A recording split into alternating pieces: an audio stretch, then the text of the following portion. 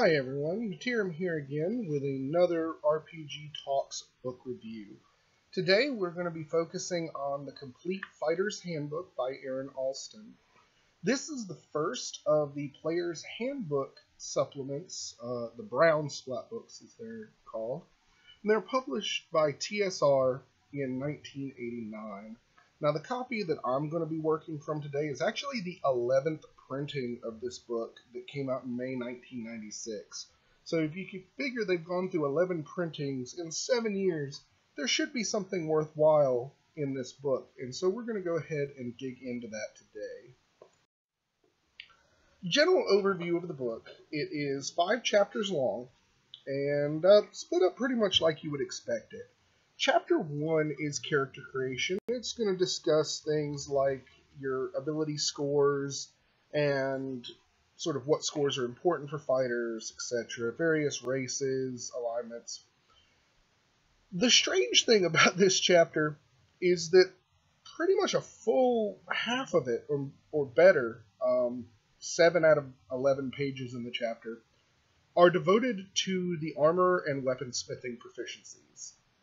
And I certainly understand that armor and weapons are important for a fighter, but I think the book takes for granted that you're going to, A, be using the proficiencies, which are an optional rule in 2nd edition, and B, that those proficiencies are going to be intrinsically anchored to the fighter in the party, which is understandable given that they are fighter class proficiencies, but it seems like a lot of time is spent on that.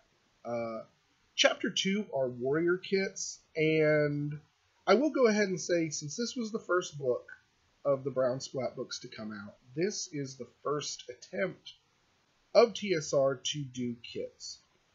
So, for somebody coming into the game now, and there's so many different other books to offer kits, the kits in this book can seem a little lackluster. Probably the best of them is the Myrmidon kit. All of the others are, to be polite, I guess the word would be unexceptional. Probably the only other one that's really fun, I think, would be the Berserker. The big problem is that your Berserking rules take a while to activate, and so they're not necessarily going to be something that's going to be used regularly. But they've got a decent number of kits in the book. Amazon is female warriors, the Berserkers, the Myrmidons. Noble warriors and peasant heroes actually have probably gotten the most use in my game personally, because there's very little mechanics to them, but it helps influence your reaction adjustments to either the nobility or the peasantry.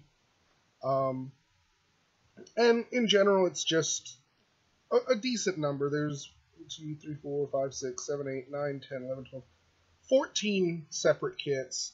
So definitely check it out and see if there's any there that are interesting to you. Then we go into Chapter 3, which talks about role-playing your fighter.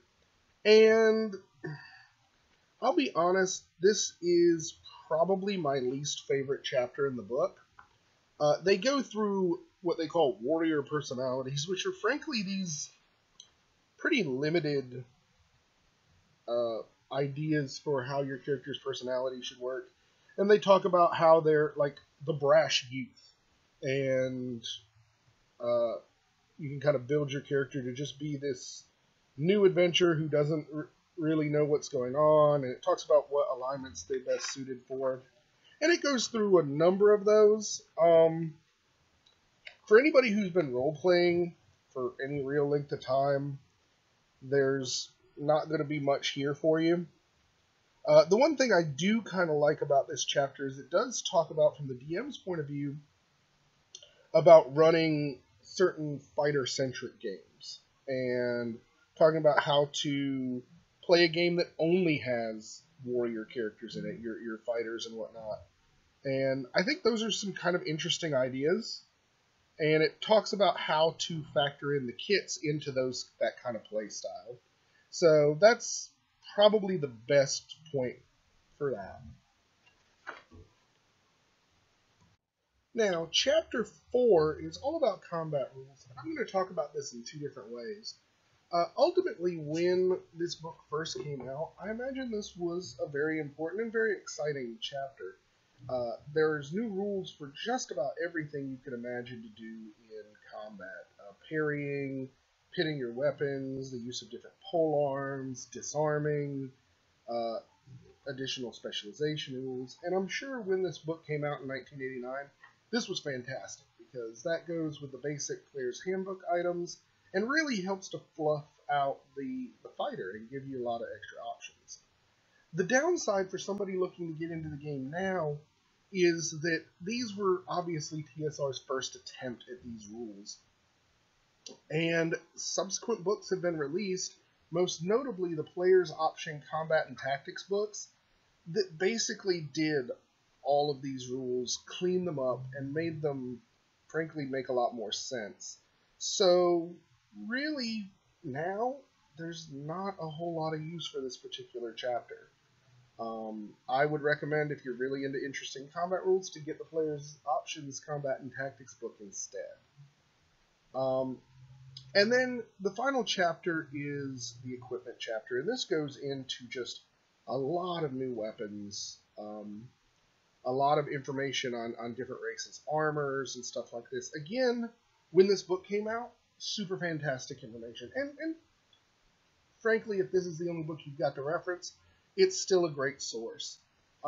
Unfortunately, later on they came out with a book called the Arms and Equipment Guide, which basically replicates all of this information in my opinion, a much more attractive and easy to understand layout.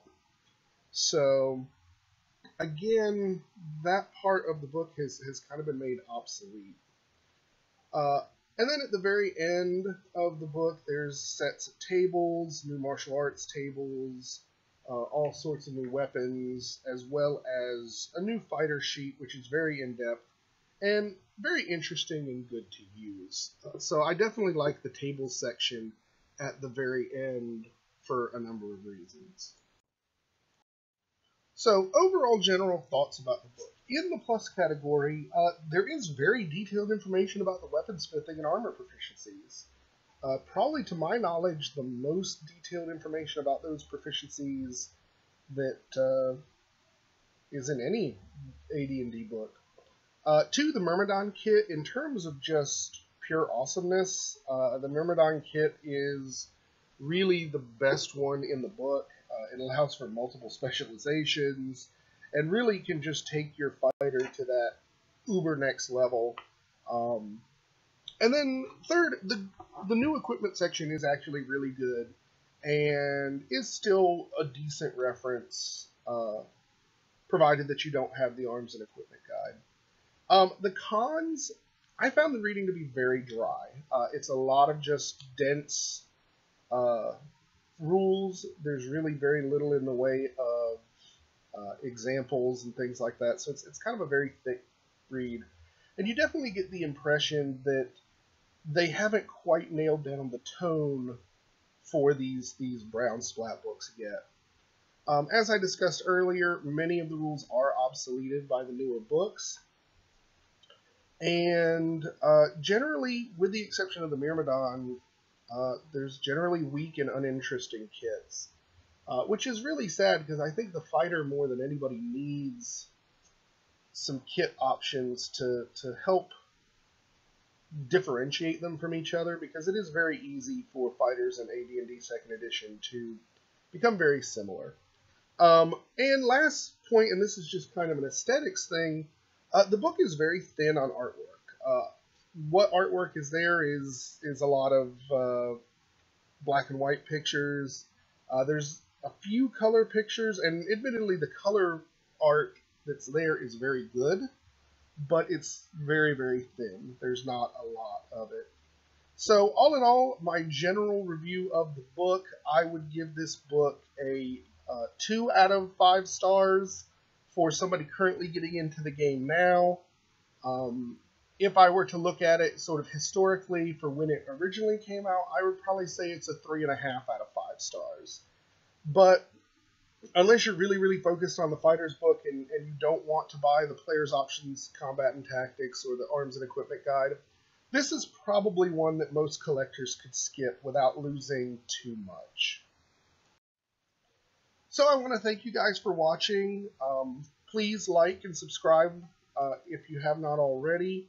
And again, if you have your own thoughts about the Fighter's Handbook, please let me know.